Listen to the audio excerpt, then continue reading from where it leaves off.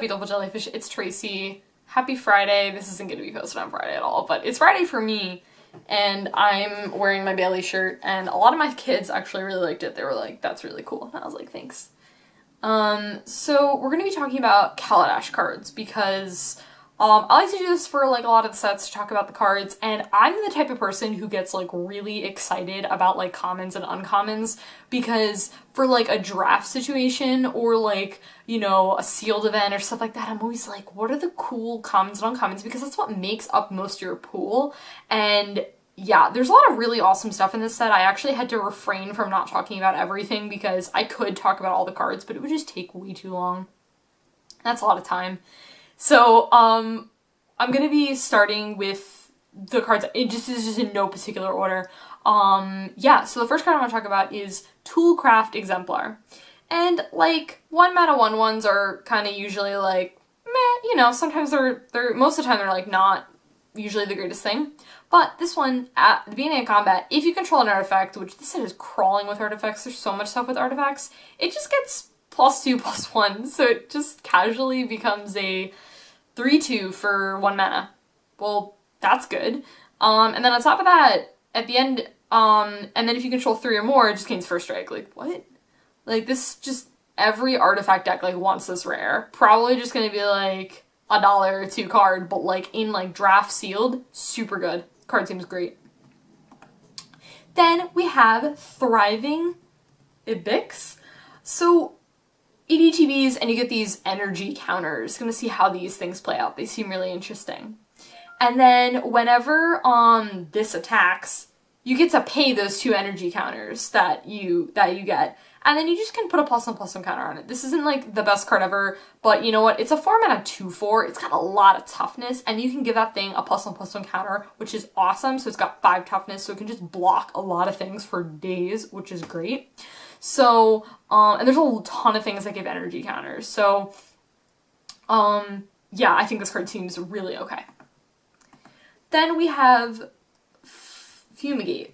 So, I have always felt that whenever I, like, draft, I'm always like, man, you know what this draft set needs? I was like, a board wipe. You know, it's like when you're playing draft and you're like, the only thing that could save me here is a board wipe. I feel like that's so much of my life, is if this card isn't a board wipe, I'm dead. But this is awesome, because not only is it a destroy all creatures for 5 mana, which is, like, good for a field wipe, on top of that, you just gain 1 life for each creature that gets destroyed, which is so sweet, because this set has a lot of token gen. There's a lot of stuff that makes tokens, so if you're playing that token strategy, or your opponent is, or they're just tokens running around, you just gain life from that, which is awesome. So overall, like, this card seems just absolutely nuts. Like, pack one, pick oneable, absolutely, like, board wipes are just essential. Removal is just so key, and the fact that it's a board wipe, so good. Then we have Master Trinketeer. So if you're on that whole, like, Thopters and Servos, like, kind of thing, and this is, like, pack 3 and you've already got that and this is your pick, this card's just nuts. You know, the fact that those things get +1/+1, and it makes tokens. Also, it doesn't tap it, which is awesome. It's kind of like, it reminds me of Imperious Perfect a little bit. And this, to me, is such a late game card that it is just nuts in the late game, but it's only 3 mana to cast, which is great. So if you've got, like, 7 mana, you can, like, play this dude and, like, make a 1/1, which is awesome. I love that it makes you tokens, so even if you aren't on that strategy with a lot of tokens, this is still a good card because it gives you those tokens. And when you play them, they're 2/2s, which is just nuts. So this card overall is, like, really, really good. Seems just absolutely nuts in the late game. Then we have Authority of the Consuls. Enchantments have to be really impressive to me, for me to be like, yo, I'm talking about an enchantment right now. But it's a 1-mana enchantment, and creatures enter the battlefield tapped. So it's like a mini Blind Obedience, like, just right there. Yes, I like it already. And it's like 1 mana, which is sweet.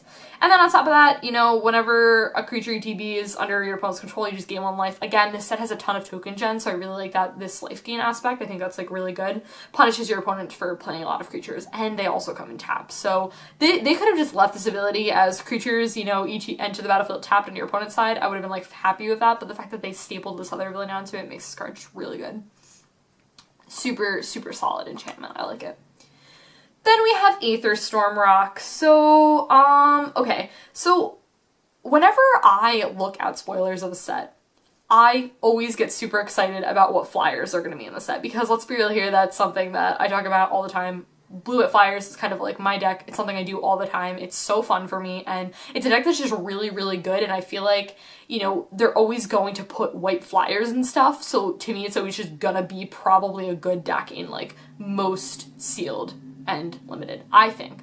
I don't know, though. Maybe like, one day they'll tone it down, but, like, as of late, it's been, like, awesome, and the deck is sweet. It's like, when it's out, blue-white flyers. Yeah, probably sounds good. So, you know, you could have had me at it's a 4-mana 3/3 flyer, because that's just great. I just would have been like, okay, sweet, I like it. On top of that, whenever this or another creature ETBs, you get an energy counter. And then you can pay 2 energy counters, which you're gonna have those probably laying around if you're playing a lot of creatures. You get to put a +1/+1 counter on this creature, and then you get to tap something. This is dumb. This is just a dumb card. Like, oh my gosh, I can't believe they put all these abilities just onto one. Again, they could have left it as a 3/3 flyer, and they could have left it as you get an energy counter whenever, you know, things, whatever. Like, but this is just nuts. This is just super, super good. Oh my gosh, card's great. I love it. Okay, then we have Consul's Shieldguard. So another thing with energy counters. So with ETBs, you get 2 of those energy counters. And then when it attacks, you can pay 1 of those energy counters, so you don't use both of them up, so you got, like, the 2 energy counters when this attacks for 2 turns in a row. That's sweet, I like it. And then some other attacking creature just gains indestructible. What? That's, like, really good. That is so good. It reminds me of... Oh man, what was that card in Gatewatch? Not Oath of the Gatewatch, but what is that set called? That had like the things, and there was like the thing that gave indestructible. I don't remember, never mind. It's just the card that I thought of, and then I don't know what it is. So yeah, this card's just really sweet and I like it. Then, alright, so when there are animals in pictures, I get real excited. Then we have Trusty Companion. It's a 2-mana 3/2 with Vigilance. You could have just stopped there. You could have had me. I would have been totally happy and fine with that. But then on top of that, it just, you know, it can't attack alone.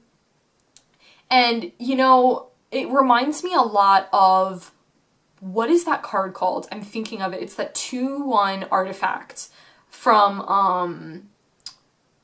what was that set? Oath? No. Battle for Zendikar. Bounded something. But yeah, it reminds me of that. And it's like, the fact that it's just got Vigilance is like really good, so you attack with your dudes, and then it's just got 3 power, so it can kill a good percentage of things.